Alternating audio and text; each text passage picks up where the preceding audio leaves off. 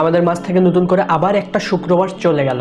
ইনসাফের কথা বলার নায়ক শরীফ ওসমান হাদী ভাইকে আবার একটা শুক্রবারে ভুলে গেলাম। 12ই ফেব্রুয়ারি গণভোট এবং দেশের সরকার গঠন করার ভোট।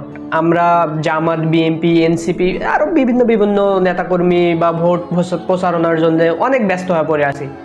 কেউ কি আমরা একটাবার ভাবতেছি শরীফ ওসমান হাদী ভাইয়ের হত্যার খুনের বিচার? কেউ কি আমরা চাইছি তার হত্যার খুনের বিচার? আমরা কেউ চাইনি।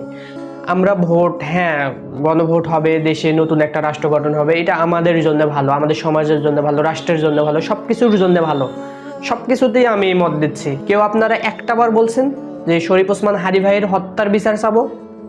প্রচারণার মাঝে আপনারা একটাবার শরীফ ওসমান হাদী ভাইয়ের কথা বলছেন? আপনারা বলতে পারবেন কেউ শরীফ ওসমান হাদী ভাইয়ের কথা বলেননি। দাড়ি টুপিওয়ালা মানুষগুলোই এদের কাছেই বাংলাদেশের সমস্ত নারী এবং অন্য ধর্মের মানুষ নিরাপদ হয়ে উঠবে, বাংলাদেশ নিরাপদ হয়ে উঠবে। আওয়ামী লীগে, খুনি লীগে, টঙ্গী লীগে জন্ম ভারতে, তাদের মৃত্যু ভারতে।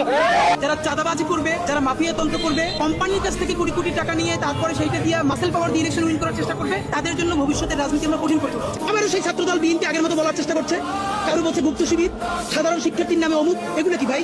আওয়ামী লীগের মতো ভুল করেন না। আওয়ামী লীগ এই কাজটা করছিল। জুলাইয়ের সাথে যদি গাদ্দারি করেন, আমার বাপেও আমার বাপ না। আল্লাহ ছাড়া এই জমিনের নিচে আর কাউকে ভয় পায় না।